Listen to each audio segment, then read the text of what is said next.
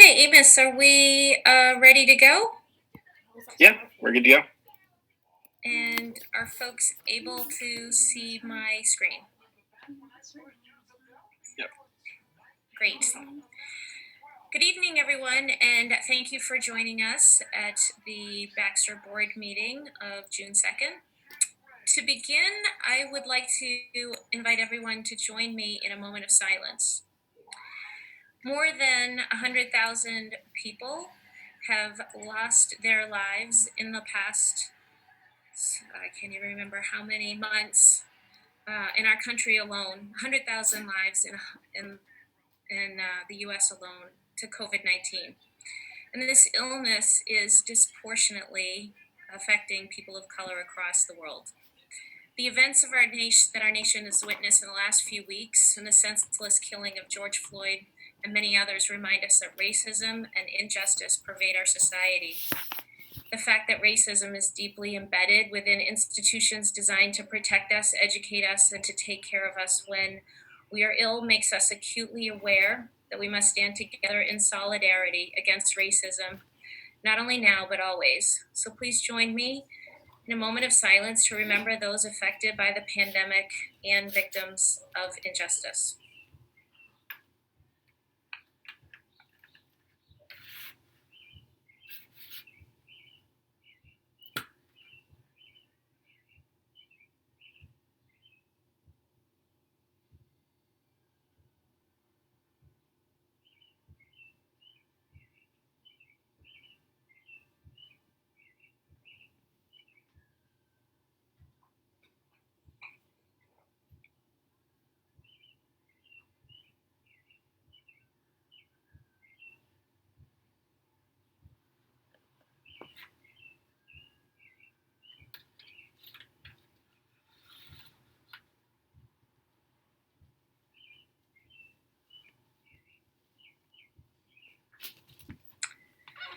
Thank you very much.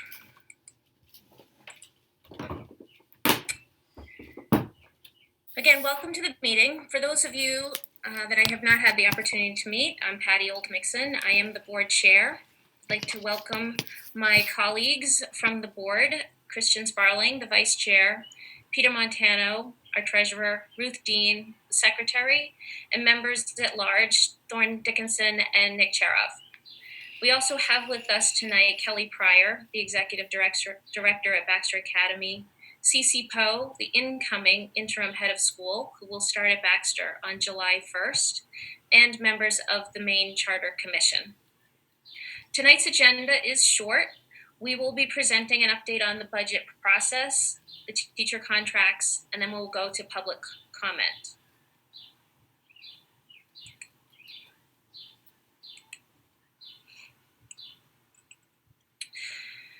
Okay, we've been discussing the impact that the COVID-19 pandemic is having on the Maine economy, state revenues, and as a result, funding to Baxter. I'd like to take a moment to introduce Bob Kautz, the executive director of the Maine Charter School Commission. Bob, would you mind coming off mute and providing a little context to our community about how school funding can be affected by an economic downturn, and why this is particularly concerning for charter schools? Good evening. Thank you for asking me to give that context. The Maine Charter School Commission over the last month has held meetings with each of our charter schools. By the way, I'm Bob Kautz, Executive Director for the Charter Commission. We've held meetings with all of our schools to talk with them about finances, financial management, all because we're concerned with the fact that the greatest reason for failure of a charter school is financial mismanagement or financial problems. And that try to help them to be able to analyze the reports that they get from the state, insofar as funding, future funding, the issue of having the appropriate numbers of enrollment when there's forecasts of funding, items like that. To get to more the situation we have here, Baxter, like all the other charter schools, received a form called ED 279 from the state back in February or January, in which it gave a figure as to how much Baxter might receive. It's an allocation, and an allocation is not a guarantee of funding. An allocation is the amount that you would receive, but that could be altered by the figures that each one of the schools send into the state, or it could be altered by the state not having the revenues to fund it. So there's a little section on each one of those 279s that has a statement like what I just made, probably in a better words than I use, but that's the gist of what is there.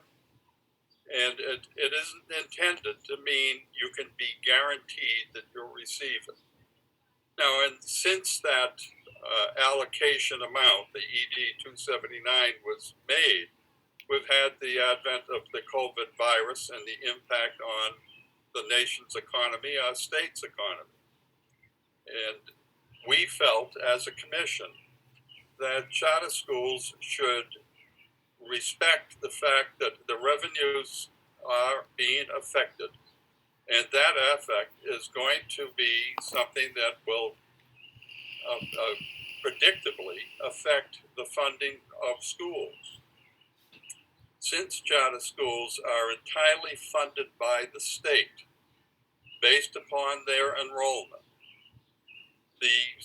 we have no idea how any reductions in funding for education would be imposed on or affected the charter schools' own amounts that they would receive.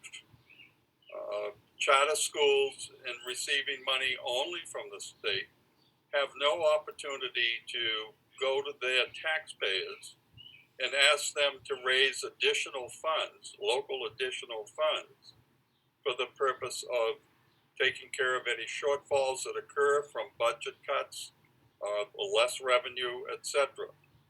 And so therefore, it's even more important that charter schools be prepared to be able to deal with what might be, I think it's a very predictable cut in funds. So we advise them to take a look at different financial models of reductions of 10%, 15%, 20%, and in fact even said go so far as how far can you go in reductions before you have broken the school, and said that to take a look at those and come back to where you are comfortable, where you think you could survive a reduction without materially affecting the school. And we actually said we thought 15% was probably the amount that it might be good. Now that's more of an educated guess on our part. It's not something that we know from any sources at the state level as to what in fact is going to be the reductions, if there are any reductions. I mean, that's not assured, but I don't know who amongst us would say, I'd bet on that. I'd put $100 bet on it that it's going to be fully funded. I wouldn't. And the commission as itself did not feel that you want to take a bet on that. Now, we know that in the operation of schools, I was a superintendent of schools for 30 years, 20 of them here in the state of Maine. And I've been through situations where the state has reduced funding. And I've seen firsthand the effect and had to work at how we would change our budget midstream, right in the middle of the year, to be able to accommodate that loss of revenue. It's not easy and it's not pretty. And it is something that really gets everybody upset, appropriately so, because people have things about the school and what the school is delivering that they feel is key and important. But those who were running the school, I as superintendent, the school boards that I were working with, we had to make decisions that were going to take care of the best that we could see for all the students. And it wasn't that we liked making those decisions. It is easier in some ways to make reductions now in your budget rather than budgeting to that full amount in the ED 279, which is only an allocation, not a guarantee of payment. That it's better now to make reductions, and then if it is enough for the year, you're in good shape. If it's not enough for the year, well, at least you've reduced it 10%, and if it's 15%, you're only reducing 5%. Now, when you set your budget, that doesn't mean that you're immediately going to spend it all, but when you start up a school year, you spend more of your money and you make financial commitments for the year, contracts with teachers, contracts for transportation, contracts for heating. You have the obligations for the year that you're going to have to pay. And if your amount is cut and you've got those obligations set, you haven't got a whole lot of choices in which you can reduce to meet the shortfall of funding. So we think it's prudent and very prudent to make those kinds of reductions in this budget now, make the kinds of commitments that that budget will allow. And well, you hope that's enough. And also you hope even more that maybe it is more than we needed to do. We can use some of it to do some things that we had eliminated. But that's not a promise, because you don't know until you get your amount, see what your obligations are, and see where you sit. And so I think what has been done here, where you're all going to be talking about a budget which I think was a reduction of 10%, not the 15 that we had recommended. And by the way, we didn't dictate. This is up to each one of the schools as to what they're going to do. We just tried to explain our thinking, which is akin to what I've just said, for each of them to consider in moving ahead. And I'm happy to answer any quick questions and elaborate further if you want, but I think I've covered the introduction to this. That's fantastic. Thank you so much, Bob. We really appreciate you providing that additional context. It's a different model than what many people are used to, where they've sent their kids to perhaps their public school, and the funding has a little bit more flexibility than we have with the charter school. So we appreciate that perspective. Thank you, Patty, and you're right. That local additional amount that just about every school district has on their warrant for funding of education is based upon the property tax of that community. And you can increase more than what you're obligated to raise in order to receive your full state aid. If you don't raise all that you're supposed to, the amount of state aid you get gets reduced. But if you want to raise even more than that, local communities can do it. If you look at the per pupil amount that's raised for students in the areas just right around Portland, you'll see great variance in which what they're receiving, and because of the added local and what they're receiving from the state and what they're required to raise.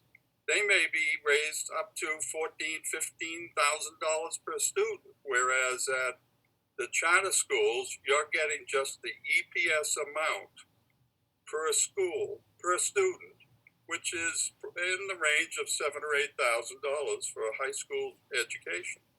So charter schools, if you look at the state per pupil spending, you'll see that charter schools are in the group of the lowest per pupil spending per child, per student, because that's all the charter schools have received.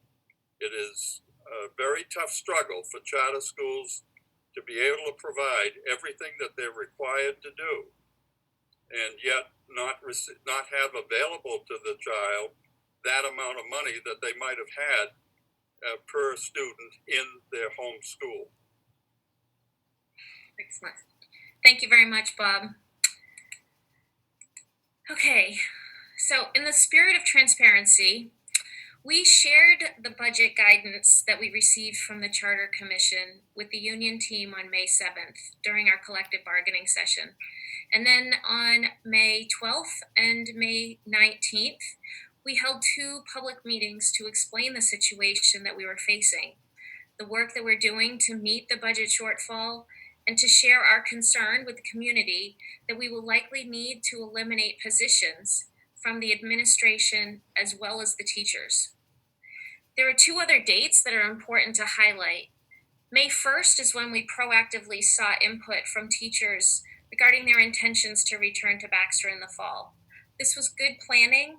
It was well before we knew anything was happening with the budget, but it was just our efforts to be planful so that we knew when we got to September approximately how many people were planning to be there.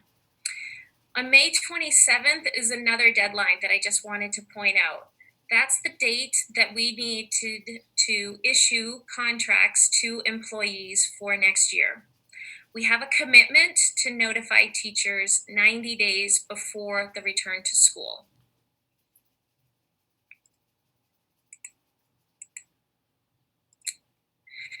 We also disclosed that we would be looking to use attrition to fill the gap. If that wasn't enough, we'd be required to make staff reductions in both teachers and administration. This is the slide that was presented both at the May 12th meeting and then again at the May 19th meeting. I just want to pause here for a second and talk about a framework that I think might help to put things into perspective in the situation. The decisions of the board and the administration were not an action that we took, but merely a reaction to the situation. We have a budget crisis. We informed our community. We have a requirement to send out contracts to returning teachers. No one offered solutions, suggestions, so we did what was our fiduciary responsibility, which is to react and to close that budget gap. Now that we're all working together, we're looking forward to sharing in that work. We're welcoming additional insight, perspectives, and thought partnership, reacting to this budget crisis. It is my recommendation as the board chair to the board that we meet with the union to discuss how to close the gap. Although we're pausing on teacher layoffs until we hold our discussions with the union and review the feedback from the community tonight, we thought it was important to walk through the process that we followed, as we want to ensure that the community has visibility to what we did, as we may find ourselves in a similar situation after meeting with the union. As Bob outlined in his comments, Baxter funding is based on state revenues. Unfortunately, Baxter is ineligible for COVID relief funds as we have funding to cover our current salary expenses. Any loans that we were to receive would not be forgivable and would add to our current debt, which is a violation of our debt covenants. I know that's a question that's come up quite a few times, and we can talk about it more if necessary. We did model a 10% reduction. We hope that the actual funding from the state is not higher than 10%, but this is where we thought we could start. So that's a $448,000 reduction in the budget. In light of the exigent circumstances, so the pandemic and its impact on the economy, the late-breaking budget guidance from the Charter Commission, and the 90-day contract deadline, we determined that the reduction in force decision was not subject to negotiation with the union, although impact to employees is part of negotiation. When we made that decision, we were relying on the status quo, which is the existing employee handbook, which has a layoff and reduction in force provision, and we followed it. We acted in good faith, and we have been and remain prepared to negotiate the impact of the decision over the wages, hours, and working conditions. But as I said earlier, we're happy to partner with the union to solve these problems should the board, when we go into executive session after this meeting and can talk about this, agree with my recommendation. On the administrative side, we've received some feedback that we should have reduced this team.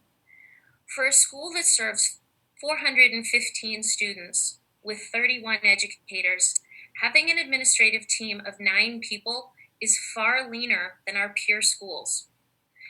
There is a transition process happening between our current head of school and the incoming head of school. And there are a lot of moving parts and ideas around the best way to organize the faculty and administration. We had not yet worked out all of those details. As a reminder, CC does not join the Baxter community formally until July 1st. So the accounting for the puts and takes of the administrative positions is a little fluid. For example, blending roles, eliminating roles, and staffing roles.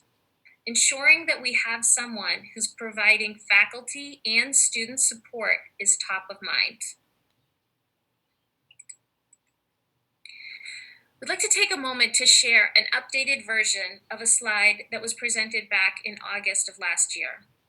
We received feedback that many folks do not have a clear understanding of the roles and responsibilities that are assigned to the executive director, the head of school, and the assistant principal, the role that I just mentioned a moment ago.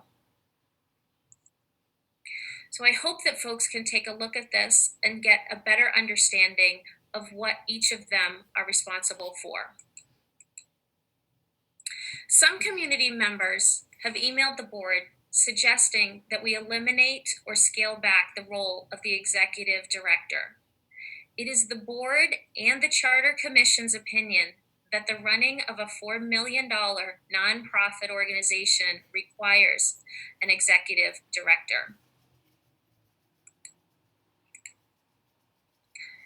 Great charter schools have closed in this country, not because they don't have good teachers or wait lists or outcomes for students, but because of financial mismanagement, as Bob just mentioned. We are executing our fiduciary responsibility to preserve Baxter's ability to make good on its promise. I'm proud to say that just this week, an innovative and entrepreneurship thought leader called Baxter Academy a quote national treasure. Our work is always aimed at protecting this treasure for our students, our community, and our state. In conclusion, I just want to summarize that we all acknowledge we are living in unprecedented times. We're doing our best to keep Baxter strong for the students, its mission, and its community. We respect everyone and love what they love about Baxter, but we need to act to protect the school's mission to safeguard its future. We know that these have not been easy choices, but we look forward to working together to react to that situation we're facing so that we will have a strong Baxter moving forward. So now what I would like to do is we'll open the chat box to comments and questions. There are over, I think, 150 people on the call right now. So I think that that's the best way. It makes it a little bit more manageable. So if you have a question, please type it in the chat box to Amos. Amos will read all of the questions and we will endeavor to answer them as succinctly as possible.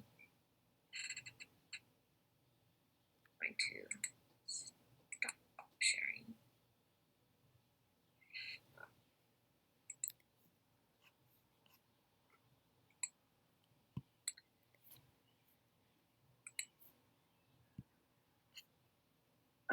Okay, so first question we've got is from Clara Porter, and she says, "Can you start with the questions submitted?" So there were about 25 to 28 questions submitted by some representatives of the parents. Rather than going through a list of those questions, I think we should open it up to the community, and then when we run out, we'll go through all of those as well. Does that sound reasonable? Deirdre asks, how did BA decide who to cut based on seniority? Sure, I can cover that for us. So what we did was we took a look back at, and it's funny because I went back and forth about whether we should go through that or not go through that tonight, but I'm happy to talk to it. We went back to the original charter agreement that we had with the state, and actually, so if you could just bear with me 1 second.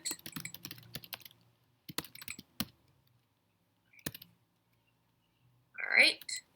So we looked at what was in the original charter application and its focus on core programming that we would need to deliver the rigorous STEM education. That was all part of the mission. And here's the reference in the charter application. And this is where we came up with the fact that we were going back to the original foreign language requirements and the same approach to physical education. So I want to reiterate, those cuts were based on the position and the programs. They were not based on people who fill the position or their roles, that they are playing in people's lives. It was all about the program, and then that's what drove the reduction of individuals' positions.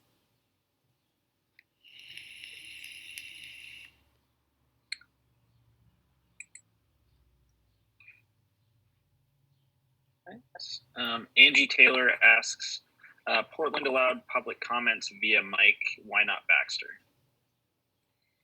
Well, I would say that the people of Portland school system maybe are better at managing 150 people in a Zoom call. To me, this is an efficient way to try to get through all of the questions.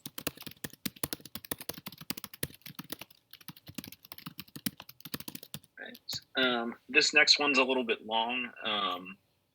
The person, Alex Willett, did put it, send it to everyone, so you can read along in the chat if you'd like. I'm going to go ahead and read it here. It says, note this was written before the meeting. Will someone address the blatant disrespect expressed towards the teachers this past week? In an email sent out on 5/30/20, it was stated, we understand that any decision will cause pain and destruction. Well, it is understandable that in a time like this, reductions in force had to be made. The execution in which it was shared to the general public is unacceptable. Every teacher that has left in the past year has gotten a goodbye and thank you email addressed to the whole school. But this past week, the teachers who were fired not because of disciplinary issues, but because of a global pandemic and an economic crisis, have not had anything said about them, not even the dignity of being thanked for their dedication to Baxter.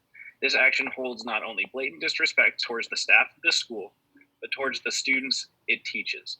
The level of uncertainty and anger these actions have caused are inexcusable and unwarranted.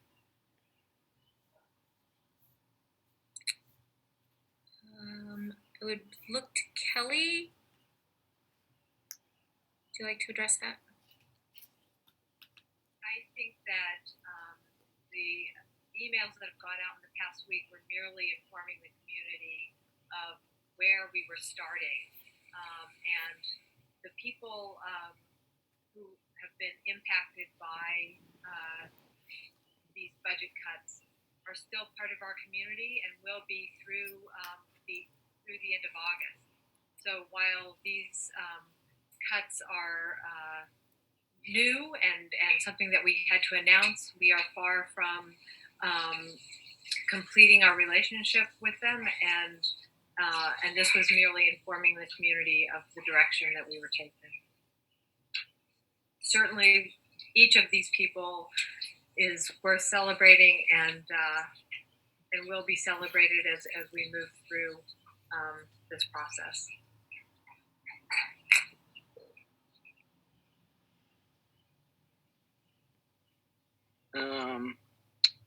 Brianne Lucy asks, I heard you say that the school is hitting pause on layoffs. I haven't heard this. Can you explain? Well, it's my recommendation, and I can only speak for myself. So there's a bit of process that has to take place. We have a public board meeting right now, and then we will go into executive session to have a conversation about bargaining with the union about how to go about closing the budget gap. I'm not authorized as an individual to say that we are able to do that. So what we will do is we will leave this chat open, this WebEx or Meet open. We will leave, go into executive order, and then we will come back and have a further dialogue about bargaining. My goal, my thought, as I said, is I think that we should hit pause on the termination or the layoffs of the affected teachers until we can meet with the union. So, but I'm not able to. It's a little squishy. Sorry, I'm not allowed to say that we are going to do things until we meet, but we couldn't meet before this meeting. So I hope that you will give us the benefit of a little bit of time, a couple hours. Karen Freem asks, could we see the slide that shows the role of admin, and please explain the roles of the others who are part of admin? I'm sorry, Karen, the role of admin and the roles of admin, and please explain the roles of the others who are part of administration. So I could take a shot at this, Kelly, or if you want to. I'm happy to explain. Okay, thank you. Okay, so so you've seen the slide that Patty, are you able to put it back up? I'm just not sure which slide. The breaks down the administrative responsibilities.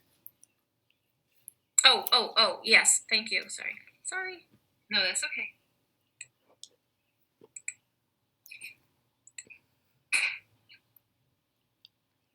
This one? Yes, thank you. So in Baxter's world, we have a nonprofit supporting the school itself. The executive director has executive authority for the organization and really mission keeping and making sure that the school stays in alignment with that. Its obligations to the charter contract, as well as its stated intentions and expectations for the students. Communications, strategic alliance building, budget and finance, and compliance at many levels. Everything from federal, state, to our loan and its covenants. The head of school, it leads the work of the school itself. So leading the work for teacher supervision and evaluation, budget management for the school and its programming, professional and curriculum development, and coordination of education compliance and opportunity. And of course, there's much more to that job, but it is augmented in this new model that we're pursuing with an assistant principal.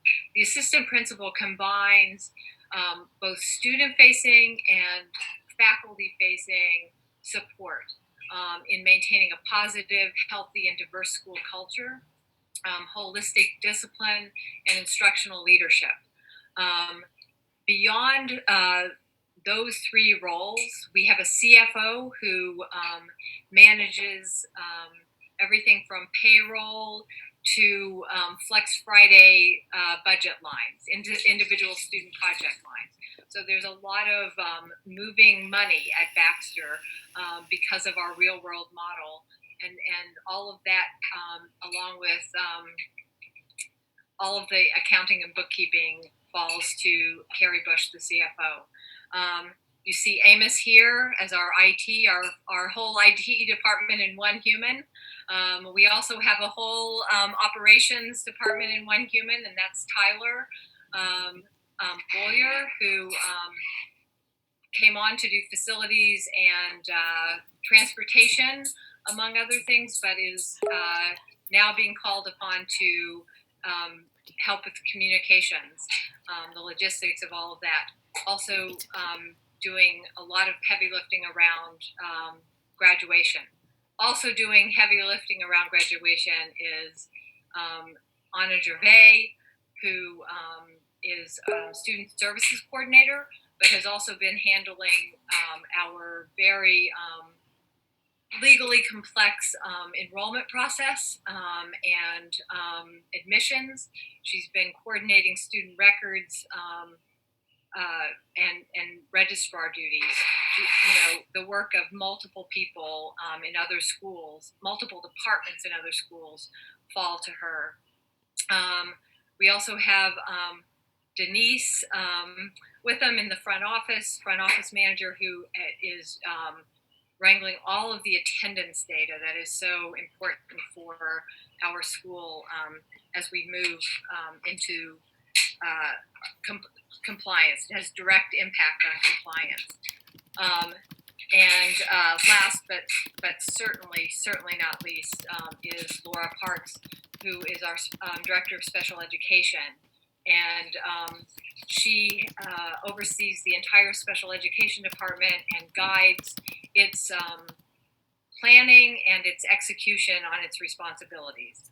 And I did this off the top of my head, so if I left anyone out, please let me know. But I just want to say that this team of people is a remarkable team of people. In the last year, we have lost members of the team who have also done heavy lifting and will not be replaced because of the budget cuts. Heather DiPolito leading community outreach and partnerships, and all of the important work that went on with that, from fundraising to building partnerships, internships for the students. These are roles that will not be replaced. And I have spent time researching the admin capacity of other schools, and Baxter's is about 46 students to every one admin, and the closest other school I've seen is 33 students to one admin, but I've seen them in Portland where they are 3 to 1, 3 students to a single admin. So we are a very, very lean operation, and with these cuts, the people I've mentioned here tonight will and are already taking on more of the tasks, more of the responsibilities related to running block and tackle for the instructional team, so that those people in the classrooms can teach. Thank you.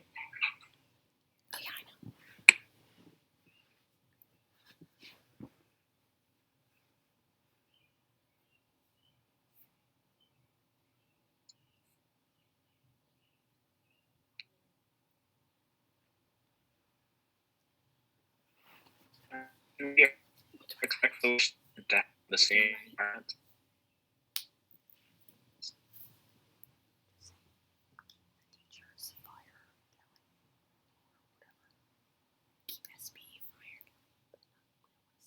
I think we lost Amos there, Patty. Oh, I think can you guys hear me? Yes, now we can. Just lagged out for a second.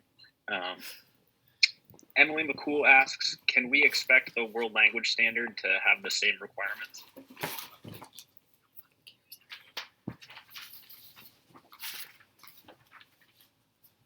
I think that what we need to focus on is the fact that we're not sure at this point what positions will be going. So if this is part of a conversation with the union, we don't know. Will the negotiated approach still be the way that we approached the conversation or the assessment? So although I'm happy to try to answer as many questions as possible about particular roles or classes, I'm not sure if that's still going to be the positions that are how we close the funding gap.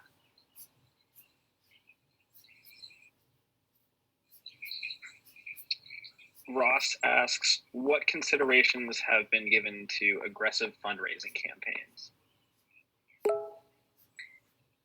So I think fundraising campaigns are part of what we would love to see the executive director focus on, as well as the Baxter Parents Association. We have not had the bandwidth to approach and do a capital campaign as we had hoped, based on other things going on at the school that we were trying to manage through. The goal would be to have a situation where we can approach a funding campaign or fundraising campaign next year. But as we've talked about in the budget meetings, we're all very worried about the sources of funds for donations, given the 40 million people who are on unemployment and the increase in the unemployment statistics in the United States. We're a little worried that is going to suffer. I know that the Baxter Parents Association did a great job working to raise funds, and we'll look to partner with them again as we move forward.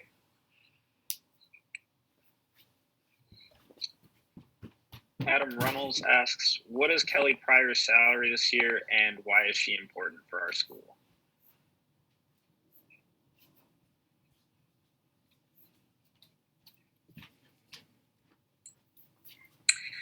Sure. Freedom of Information Act. I don't remember the number exactly off the top of my head. I think it's around $90,000. She is important to the school because of all of the things that we just highlighted: keeping the mission, communication, strategy, alliance, building, planning, just the role of overseeing the budget and the financial management of the school. I know we have a finance person, but that person is responsible for the day-to-day activities. Kelly is accountable for it, and making sure that we have met the financial obligations that we have of our debt covenants is a big part of that role. It's not a part-time job. The other thing is the requirements for compliance and tracking our activities and our state mandated guidelines is a lot of work. Christian, perhaps you'd like to speak to this. I know that you have worked a lot with Kelly on this work. I'd love to add just something just to keep in mind. When you think of a traditional district, there is both the administration that leads the school and then the central office that leads the district. And when you are a charter school, you are both the school and the LEA, the local education administration. So the school has both of those responsibilities. And so a major part of the executive director role is what you see in a district office that supports an entire school district. It's not just the day-to-day runnings of teaching and learning in a single building between teachers and students. It's also all the compliance, finance, management that goes along with that. And that is quite a bit of work. And it's not as a lot of it is being done by Kelly, and a lot of it is done by her team. And so I would just say, there's a lot of questions I see in the chat that hint at, what is this executive director role? I mean, we've had emails that said, why don't we just cut the executive director role? And I think I just want to give clarity to the enormous list of annual responsibilities and daily responsibilities that go along with that role. It's a lot. It's big. It is both the running of the school and the running of a district at the same time, while also trying to play a major role in shaping how charter schools in Maine work together. Baxter Academy is a leader among all charter schools in Maine, doing a lot of the things that we need to do with regard to lobbying, working with the Maine Charter Commission, etc., so that we can advocate for our needs as a school. Because we have, there's only a few charter schools in Maine. We have a limited voice, and we've played Kelly has played a significant role in that. So I just want to address when people say, like, what does she do all day? What is the importance of this role? Why can't we cut it? I just want to, for people who had come with that perspective, like, I assure you that the role is monstrous. There's a lot to it. And there's a lot that we have to work with as a board with the executive director role in communication with the state and with the charter commission. That is huge. It's a lot. And our ability to operate is on the line. I'd also like to add that between the years of 2012 and 2018, Kelly Pryor, under her leadership, brought in over $2 million to Baxter in contributions beyond what we get from the state. And I sure appreciate that heavy lift. That's a great point. Oops. Sorry, mute management. That's a great point, Ruth. I think the other part that we, forget about is all of the work that to get us into the current school that we're at, the physical location, that had to be managed by somebody. All of the debt that we took on, all of the facilities, the assessment, working with our treasurer and our legal team to figure out how we could fund a location. Other public schools have school buildings. They don't have to worry about these things.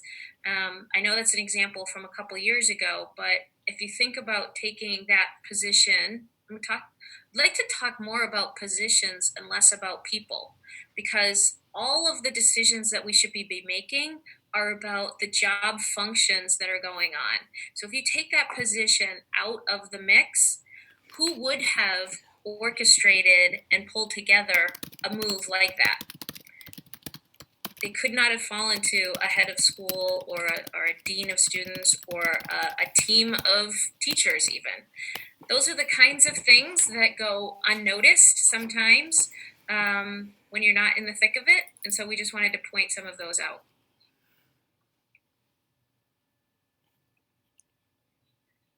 You miss?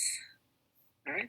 Casey Gadloff asks, with around 38,000 French-speaking households and around 11,000 households that mainly speak Spanish versus around 3,000 households that speak Mandarin Chinese, how is it justifiable to cut the Spanish and French programs versus the Mandarin program?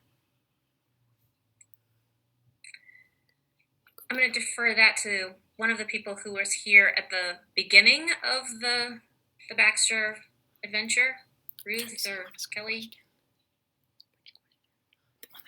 I will just jump in and say, and Ruth can augment if she wishes. Mandarin was identified as the language that is internationally important in STEM fields, and so it was. And it's also a language that is not offered in a lot of public schools in the state of Maine. So it's a very valuable program for us to offer, and it has been a big draw at the school because it is an excellent program, and it does set students up well for STEM professions, and so that's why it was central to the design of the school. Ruth, do you want to add anything? Oh, I would just say that if we had an excess of funding, we'd have teachers for all the things we wanted. We really would. But when we were doing the initial charter, we knew we would be on a tight budget, and we chose Mandarin because of the engineering and science connection with Mandarin as the one that we would prioritize.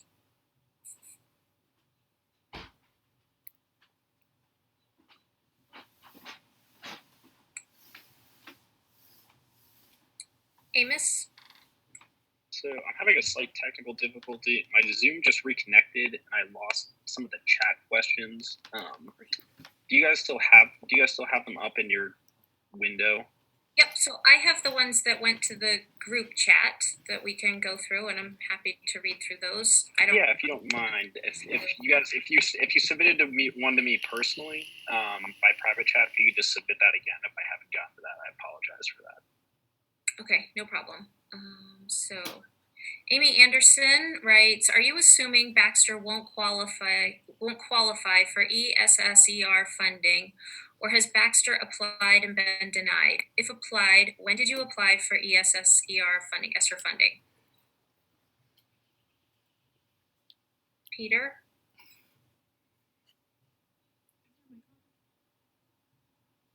Peter, you're on mute. Oh, there we go. Thank you. I know we did look into the PPP loans and the other COVID money that was out there. We are not eligible for it because we did not have a dip in revenue during the first quarter of this year. And we have to certify, when you accept the money, you have to certify that you actually have a need for it. The issue that Baxter has and other nonprofits that are funded by the government and also state government is that when a recession like this hits, it doesn't necessarily hit the nonprofit world or the government entities like it does the business community.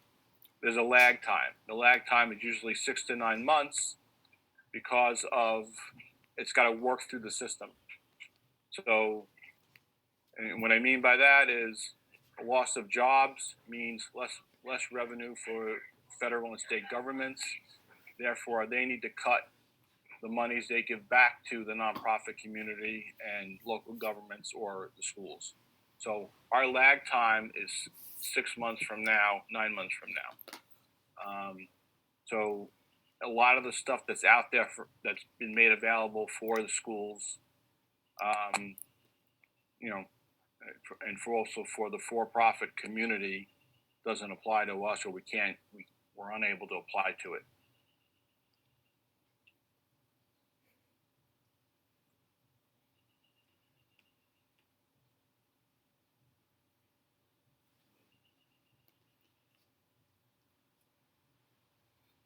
You're on mute, Patty. You're on mute, Patty. Sorry, I'm trying to be polite. This is from Will Peterline, and I apologize if I said that incorrectly. What about outsourcing to other companies for donations / extra funding? Baxter is big in the STEM field, and companies would probably be happy to help funding. Kelly, you want to take this? Sure. That's what we thought too, Will, and we've been very hopeful about it, and we continue to hope that someday it will change. Maine is a very small state in terms of the entities that are available to fund extra things in the state, and it's also a very fair-minded state. So what we've run up against again and again is the idea that if you give funds to one school, you have to give it to all schools. We are trying to make the case that Baxter is a regional resource, and that it makes things available to students in our region that would not otherwise be available if we did not exist, if the school did not exist. And so we are trying to demonstrate this by all of the work that we do in the community. Both through middle school programs, that STEM outreach in the schools surrounding Baxter, and also with our Boys and Girls Club programming that we do after school. We're always looking for ways to demonstrate our willingness and our desire to be part of the community and to make our resources at the school redound to the benefit of our entire community. So we're hopeful that someday it will change and that there will be STEM industry support for our school. but as of yet, we have not enjoyed that. But we continue to work on it, and it's important. Great. Grace Gorman writes, how is Baxter planning on educating students on consent, mental health, and coping skills in an effective way with teachers who are uneducated on these issues without accurate training? What trainings will you be provided? How much will this cost to train teachers in these topics? Cece, do you want to address this?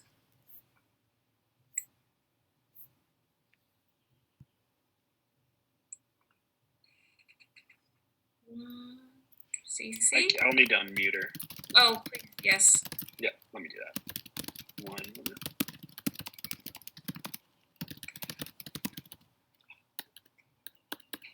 All right, can everybody hear me? Yes, thank you. Yeah. Hi, thanks for including me. I look forward to joining everybody fully come July.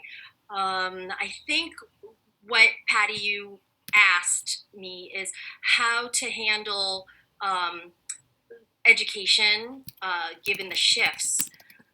I don't have the answers to everything. I've only just this past month had a chance to spend group time and one-on-one time with all of the faculty. I think there's a tremendous amount of disappointment with the shifts and the reductions proposed. But what I can say is I've met with an advisory of students who have spoken really, really highly of faculty. And when I speak to teachers, there's a clear commitment to student health and wellness that doesn't take away the feelings of sadness and of loss. I've had a chance to talk to SB and just have tremendous respect for the passion and the work that she has brought to Baxter. Had a chance to talk to Jordan and to Megan. And I feel, along with many of you, the huge importance of world language, especially at a time when we're so isolated from each other, and conflict management and resolution is so important for making our world a better place. Now, can we do it? Whatever the union and the board deliver to me to inherit on July 1st, I know we can all work together to make and continue an excellent Baxter education. The reductions are super tough, but I have every optimism that with this amazingly dedicated staff and talented kids, that we're going to continue to do great things for all of those students. So I don't have a definitive answer, but I have great optimism and trust in the people who I've met so far. Thank you, Cece. From Emma Crispin, firstly, a comment. You are shifting the blame away from the administration. Accept some fault here. Okay.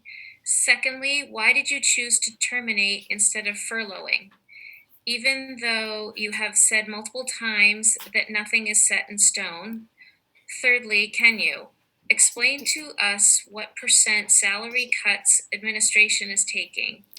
That's a hint. The answer is that you should all be taking salary cuts. So multiple layers in that question. So let me take a stab at it, unless somebody else would like to. I'm not trying to shift blame to or from anyone. I don't think there's any blame to be had. That we're in a difficult situation. We made decisions and we are owning those decisions, and now we're trying to work together with the community to make even better decisions. So we're trying to work with what we have. Number two, the choice between furloughing and termination. I believe is a furlough is more of a short-term situation, and our budget is for a full school year.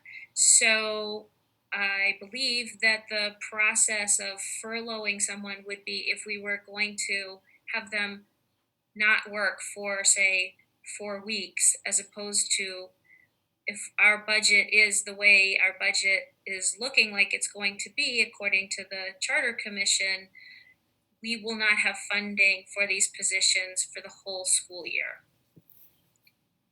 Peter, if you have a difference of opinion or a different answer, please let me know. No, I certainly agree with you. And, you know, as we built this budget, we looked at every place where we can reduce cost. And actually, you do actually bring up a really good point. You know, and this is something that will actually go to us negotiating with the BEA. If the teachers across the board are willing to take a 6% cut in pay, we would be able to keep all the teachers on. Again, so you know, we're going to go back. We're going to talk with the BEA and put everything on the table and see what we can come up with. You know, that's I don't know what else to do, but I know we do need a balanced budget. We're required to have that.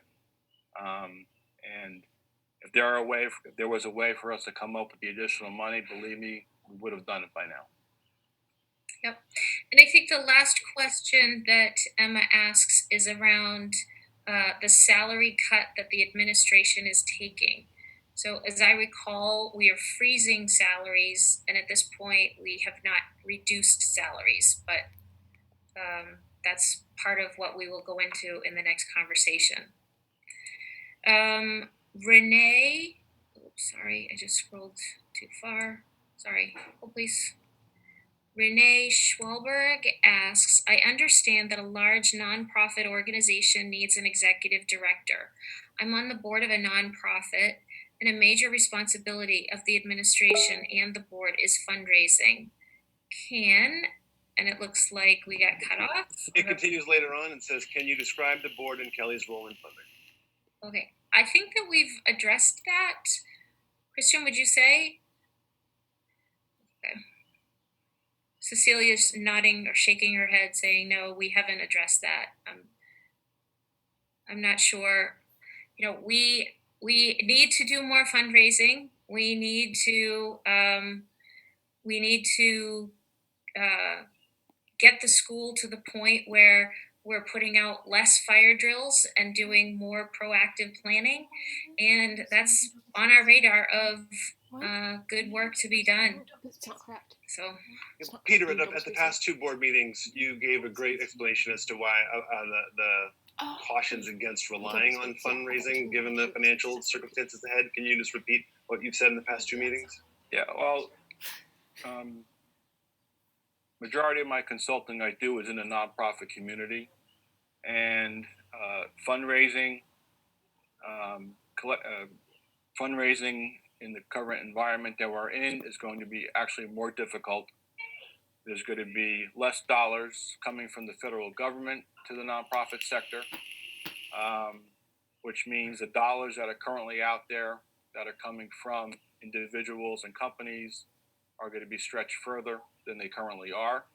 Plus, we will also see a reduction in those dollars as many of those companies are experiencing decreases in revenue and having to lay off their own people, during this period of time. So to rely on fundraising to close the gap at this point, unless the money is sort of what I would say in the bank, you really can't count on it. I know in the past we have raised a considerable amount of money over the last 6 years to get the school up and running. Approximately $2 million have been raised over the last 6 or 7 years. And even with the current debt load that we have, there is going to be another $700,000 of debt forgiveness at the end of 3 years. So the school and under Kelly and under the rest of the administration has done an outstanding job raising money. It's just that we're just in really tough times right now. So, if we had the money or were able to raise it and we had it in the bank, we wouldn't be in this situation. But again, I mean, we can't raise taxes. We're kind of locked into the money we're going to expect to get from the state. We went with a 10% reduction. We were advised to go higher than that, but I'm optimistic that hopefully the numbers that were projected for the state losses will not be as great. And I know originally we were banking on the state losses were originally projected to be 1.2 billion. And that would have meant that we should have budgeted a 15% reduction and not a 10% reduction. We went with 10, thinking that hopefully that number won't be as high. And I know just last week the state came out with a projection of just south of 600 million. So it was much less than the original number. So that actually falls more in line with the 10% reduction that we did do. So we took a shot at taking our best guess and also hoping the number wouldn't be as big. So what's going to happen in the next 2 months, we don't know. The state may come back. I know they're supposed to meet in the next month or two to go over where they think the projections will be and how that will affect the schools and everyone else. If you think about it, the state budget, about 35% of the money that's raised by the state goes into education. It's one of the education and DHHS. I think that's probably another 35 or 40%. So the bulk of the money comes to these two organizations, and that's where we're going to see a bulk of the funding cuts over the next 6 to 9 months. So we're trying to be, we're trying to look ahead. We have to make sure that the school stays financially stable, not only for this year, but for years to come. So hopefully that helps. Okay, we have about 144 more questions, which I know that people may be frustrated that we're not doing live questions, but I think it's hard enough to handle the reading of the questions and answering them and keeping the meeting moving. So I hope that people will understand. I'm trying to skip down. Spanish teachers. So again, Grace's question is really around the classes that we had talked about reducing. And I think we should skip this and we'll table this question for a future meeting based on what outcome there might be of any negotiation with the union. A second request to address the questions that were submitted by the parents. Cecilia, I understand that the parents have a lot of questions, but I have 157 questions here. So if we don't get them answered I'm just concerned that we need to answer the questions that people are asking in the meeting. So I think we should talk about that, how we can handle it differently in the future. Margie says, the slides you shared are helpful. They slipped by a little faster than I was able to read. Would you please email them? Thank you. Yes, we will email those out tomorrow. We will. Angie writes, my belief is that the administration has not followed the board's direction in making staff reductions at this time. The board approved a plan that gave a targeted number of staff cuts in both administration and the faculty. The plan stated clearly that attrition would be used where possible. Given that faculty only received their contract for next year this past week, and we have not hit the deadline for them to be returned yet, it is impossible to know yet whether there are any faculty that are not planning to return. An informal poll on returning faculty is not the same thing as a signed contract. That means it is impossible to know what attrition you might be facing. Mike continues. My request is in line with Patty's suggestion that the administration slow this process down and go back to the drawing board. Honor the board's vote by letting attrition be the first driver of the decision making. In this extra time, involve other stakeholders in these conversations to look at other possibilities to balance the budget. That's a great idea, Angie. That's what we were trying to do by sharing the information about the impending situation. We're happy to have an opportunity to go back. I will say it's a little bit of a chicken and an egg. So we had to offer everyone their contracts within 90 days of returning to returning to school in the next semester. And if we didn't do that, then we'd be wrong at not providing contracts to the people who were not going to be continued for the next year. So there is no right answer. We tried the best that we can. We're trying. We'll continue to try, and we'll continue to work with the teachers and the union to try to figure out a better solution. So Ross says, what considerations have been given to aggressive fundraising campaigns? I'm a current student at Hampshire College. We're facing many of the same exact issues. We found the best course of action is to fundraise instead of making cuts to the school that will inevitably cut the legs off the metaphorical table. I understand your question, Ross. I think we've talked a lot about fundraising. So in the spirit of trying to get to the 194 remaining questions, I'm going to keep moving. Lonnie writes, shouldn't it be one of our goals as a STEM school to keep improving? Why then are we going back to our original school model, which was changed for a reason? Because we don't have the funds to do everything that we had the opportunity to expand to. So we had an original model, we had additional funds, especially when we increased the number of students. It increased our funding, and so we were able to add additional opportunities at the school, whether it was programs or classes. Now we're at the point where we need to constrict, and so we'll need to figure out how are we going to balance the budget. Laura says, based on the listings on serving schools on May 1st, there were multiple teaching positions open. Were those additional positions in the 2020-21 budget? How did simply not hiring those new teachers provide the budget relief needed if those salaries were part of the budget? So as of May 1st, we were operating on the assumption that our funding was going to come in at the expected rate. We also had been hearing that, some teachers were planning on leaving the school. And so we were trying to mitigate the risk. So no one was going to be hired if we didn't have an open position, but it's always good to have that process moving so that you have what we call a bench of potential employees if people chose not to come back to Baxter.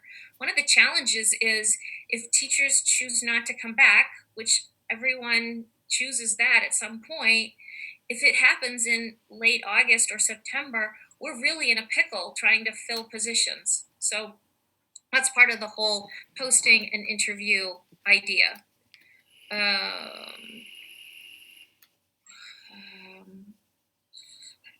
Victoria says, no, it is not reasonable to ignore the submitted questions.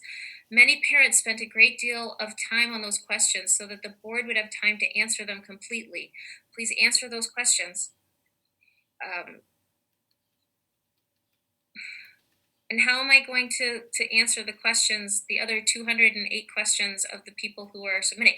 I mean, we can alternate or we could do something like that. I don't know, but we've had to ask these questions because they won't read maybe just do that, Patty. Maybe alternate back and forth.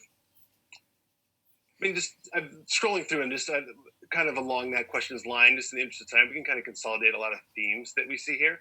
A lot of themes I'm seeing are, why haven't the board been able to respond to every parent email that has already been sent?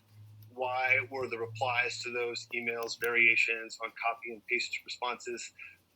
Why aren't people allowed to speak their voice in this meeting instead of having to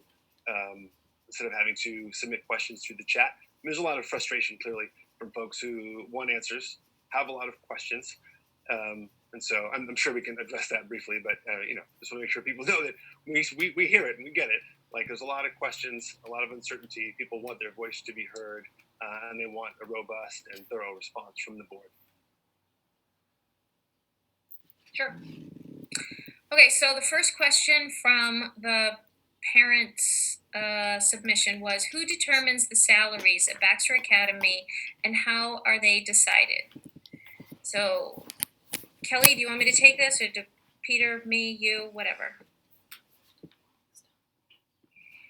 Head out and I'll help as needed. Sure. So the salary scale was established long before I joined the organization. Teachers or employees who join the school are their experience, both their education, their teaching experience, and their applicable non-teaching traditional teaching experience, but applicable to what they may be teaching at Baxter, is calculated into where they land on the salary scale. And